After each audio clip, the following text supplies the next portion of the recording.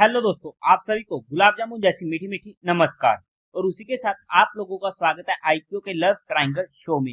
एक और SME IPO Shivalik power control का आ रहा है, जहां पर हम आज इस रिव्यू वीडियो में इस कंपनी का पूरा कच्चा चिट्ठा खोलने वाले हैं, बेसिक से लेके एडवांस तक। अगर मैं स्टार्टिंग में इसमें अपने पर्सनल डिसीजन की बात करूं तो ऑलमोस्ट सर्टेन है कि मैं इस आईपीओ को अपने फैमिली मेंबर के अकाउंट से अप्लाई करने वाला हूं।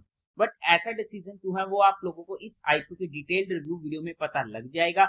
बट फाइनल डिसीजन नहीं है, जो भी फाइनल डिसीजन होगा मैं आप लोगों को टेलीग्राम चैनल पर या हमारे दिल्ली के शो मार्केट का पैच पर ब्रेकअप में अपडेट कर दूंगा। तो चैनल को सब्सक्राइब कर दीजिएगा।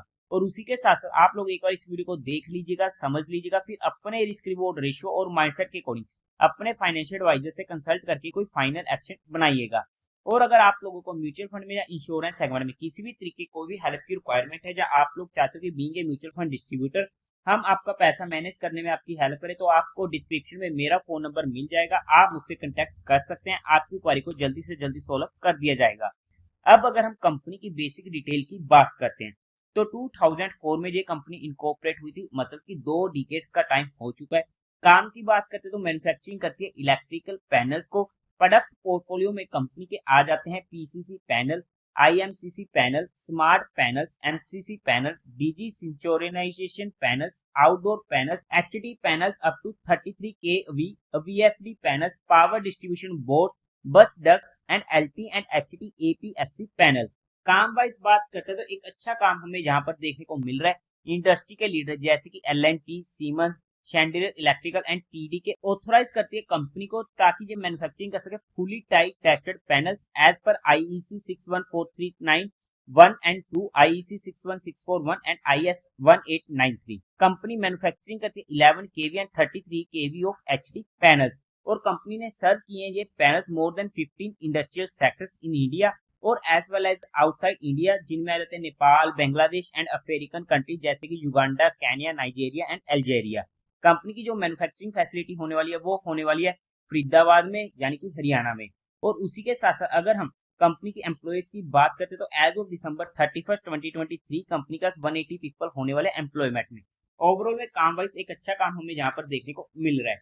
अब अगर हम कंपनी के टेंटेटिव टाइम टेबल की बात करते हैं तो ये आईपीओ ओपन होगा 24 जून को, क्लोज होगा 26 जून को, अलॉटमेंट होगी 27 जून को, रिफंड मिलने शुरू हो जाएंगे 28 जून से, आपके अकाउंट में क्रेडिट हो जाएंगे शेयर फ्लोटर 28 जून को। टेंटेटिव लिस्टिंग डेट होने वाली है 1 जुलाई की। फेस वैल्यू रहेगी 10 रुपीज पर शेयर की। प्राइस बैंड की बात करते हो 100 रुपीज ही हमारे लिए इंपॉर्टेंट है, बिकॉज ये आईपीओ इजिली ओवर सब्सक्राइब होने वाला है।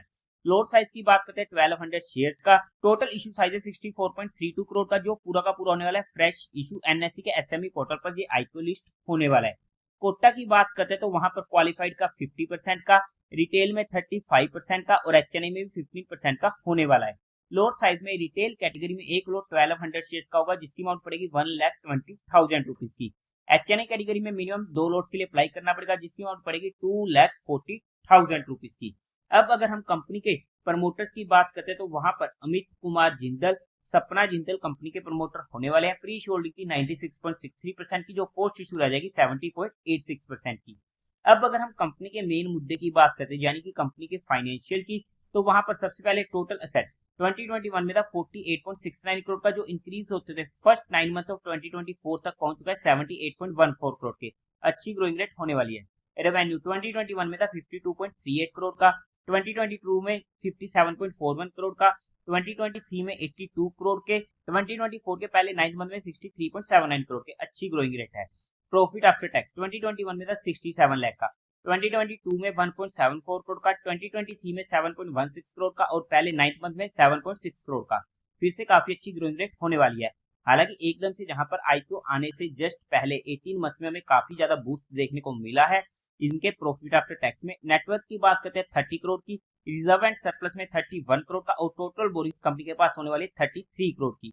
ओवरऑल में अगर हम फाइनेंशियली बात करें तो अच्छे फाइनेंशियल हमें यहाँ पर देखने को मिल रहे हैं। अगर हम कंपनी के ऑब्जेक्टिव की बात करते हैं क्यों आ रहा है ये आईपीओ, तो इनको वर्किंग कैपिटल की रिक्वायरमेंट है, कैपिटल एक्सपेंडिचर की रिक्वायरमेंट है, फंडिंग चाहिए for procurement of new machinery, civil construction करनी है इनको अपने वेयर हाउस की ताकि ये शेड कर सके अपनी रूफ को। फिफ्थ, इनको मीट आउट करनी है inorganic growth through unidentified acquisition of the company and general corporate expenses. और उसी के साथ साथ अगर हम फंडामेंटली चेकआउट करने की कोशिश करते हैं तो मार्केट कैपिटलाइजेशन होने वाली है 241.16 करोड़ की, ROE 28.33% की अच्छी है, ROCE 19.20% की अच्छी है, डेट इक्विटी रेशियो 1.09 का स्लाइटली हायर साइड है, रिटर्न ऑन नेटवर्थ 28.33% का अच्छा है, प्राइस टू वैल्यू 5.58 की, प्रॉफिट आफ्टर टैक्स मार्जिन 11.96% का अच्छा है, ईपीएस प्री आईपीओ 4.05 की, पोस्ट आईपीओ 4.2 की, काफी ज्यादा कम है, पी 24.69 की pre IPO and post IPO 23.79 की। अगर हम फंडामेंटली भी चेकआउट करते तो अच्छे फंडामेंटल हमें यहाँ पर देखने को मिल रहे हैं। अब अगर हम बात करते हैं पीयर टू पीयर कंपटीटर्स में, तो वहां पर साक्षी, मेटक एंड पैनल, और उसी के साथ साथ मेरिन इलेक्ट्रिकल इंडिया जिसका पीयर 22.54 का। और अगर हम इसके जीएमपी की बात करते हैं तो आज के टाइम पर 150% के करीब का हमें देखने को मिल रहा है, जो काफी अच्छा हो जाता है। अगर हम वैल्यूएशन वाइज बात करते हैं according to 2024 financial year data, तो वहां पर ये आईपीओ फुली प्राइस्ड होने वाला है, मतलब कि ना ही सस्ता आ रहा है ना ही महंगा आ रहा है। तो ऐसे में कैसे रहेंगे एक्सटर्नल फैक्टर, उसके बेस पर जो भी फाइनल डिसीजन बनेगा वो मैं आप लोगों को टेलीग्राम चैनल पर अपडेट कर दूंगा। बट हमने यहाँ पर सिर्फ कंपनी को education and learning perspective study किया, किसी भी तरीके की कोई भी इन्वेस्टमेंट टिप या एडवाइस नहीं है। फिर भी आप लोगों को कोई भी काम करना हो, जो आपका कोई भी एक्शन हो, कमेंट सेक्शन में बता दीजिएगा और अपने फाइनेंशियल एडवाइजर से कंसल्ट करके कोई एक्शन लीजिएगा। तो देवी और सज्जनों, उम्मीद है आप लोगों को ये वीडियो अच्छी लगी होगी, तो इस वीडियो को लाइक कीजिएगा, शेयर कीजिएगा और साथ ही साथ चैनल को सब्सक्राइब करें।